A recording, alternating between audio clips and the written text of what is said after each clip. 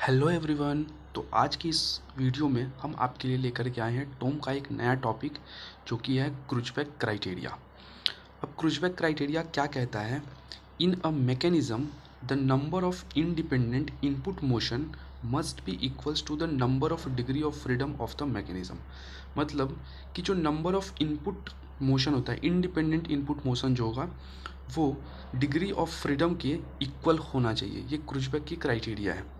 अब देखो, एक रिजिड बॉडी के लिए, जो कि हमारा लिंक एक तरह का एक रिजिड लिंक अगर हम लेते हैं, तो अगर एक प्लेन में है, रिजिड लिंक अगर एक प्लेन में है, ये मान लो ये लिंक है, ये हमारा लिंक है और ये एक प्लेन में है, तो ये लिंक एक्स एक्सिस के अलोंग क्या कर सकता है? ट्रांसलेट कर सकता है। दूसरा ट्रांसलेशन क्या दे सकता है? वाई एक्सिस के अलोंग ट्रांसलेशन दे सकता है। और इस प्लेन में क्या कर सकता है? इस तरह से रोटेट कर सकता है। तो कितने मोशन इसके पॉसिबल हैं? तो यहाँ पर लिख सकते हैं maximum possible motion of this rigid link. ये रिजिड लिंक का पॉसिबल मोशन कितना है? अगर एक प्लेन में अगर कोई रिजिड लिंक रखा हुआ है तो उसका पॉसिबल मोशन मैक्सिमम कितना पॉसिबिलिटी क्यों मोशन कर सकता है? 3 डायरेक्शन में। 3 डायरेक्शन में मोशन कर सकता है। मतलब जो मैक्सिमम डिग्री ऑफ फ्रीडम हो सकता है वो कितना हो सकता है? 3 हो सकता है। अब देखो, जो हमारा क्रूजबैक का क्राइटेरिया है, तो उन्होंने एक इक्वेशन दिया था। इक्वेशन है n is equals to 3 into L minus 1 minus 2j minus H. इससे हम क्या फाइंड करते हैं? इससे हम डिग्री ऑफ फ्रीडम निकालते हैं। ये इंपॉर्टेंट फार्मूला जिससे हम डिग्री ऑफ फ्रीडम निकालते हैं। अब इसमें, इस फार्मूले में n किस चीज़ को डिनोट करता है? n का मतलब है डिग्री ऑफ फ्रीडम। ये डिग्री ऑफ फ्रीडम को बताता है। एल जो है, एल किस चीज़ को डिनोट करेगा? एल बताता है लिंक, नंबर ऑफ लिंक्स। कितने नंबर ऑफ लिंक्स हैं जो हमारा मैकेनिज्म है उसमें।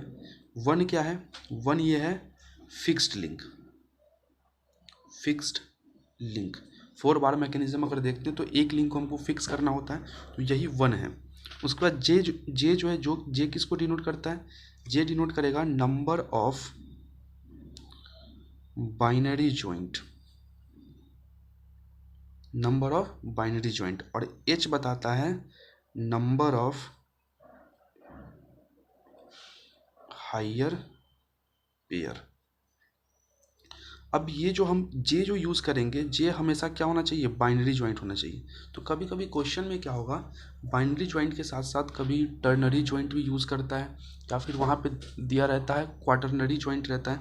तो हम हमेशा बाइनरी जॉइंट कैलकुलेट करके तब यहाँ पे क्वेश्चन में फॉर्मूले में पुट करते हैं। जैसे मान लो अगर हमारे पास टर्नरी जॉइंट है, यानी कि एक जॉइंट पे 3 लिंक है, लिंक 1, लिंक 2, लिंक 3, तो ये क्या है? टर्नरी जॉइंट हो गया। तो 1 ternary joint is equals to, तो एक लिंक 1 और लिंक 2 एक बाइनरी जॉइंट बना रहा है, लिंक 2 और लिंक 3 एक बाइनरी जॉइंट बना रहा है। मतलब 1 ternary joint is equal to 2 binary joint.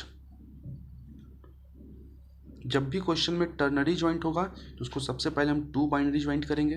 2 binary joint लिख करके यहाँ बाइनरी जॉइंट का नंबर कितना पुट करेंगे? 2। उसी तरह से अगर क्वाटरनरी जॉइंट है तो उसमें तो 4 होगा, लिंक 1, लिंक 2, लिंक 3, लिंक 4। अगर इस पॉइंट पे तो कितने इसमें बाइनरी जॉइंट होगा? 1, 2 और 3। तो 1 quaternary joint is equal to 3 binary joint. तो हमेशा अगर टर्नरी जॉइंट होगा तो उसको 2 बाइनरी जॉइंट से रिप्लेस करेंगे, 1 क्वाटरनरी जॉइंट होगा तो उसको 3 बाइनरी जॉइंट से रिप्लेस करेंगे। तो ये फॉर्मूला यूज़ करके हम डिग्री ऑफ फ्रीडम निकालते हैं किसी भी 4 बार मैकेनिज्म में, जो कि किस में होना चाहिए? एक रिजिड प्लेन में होना चाहिए, एक प्लेन में होना चाहिए और रिजिड लिंक रहना चाहिए।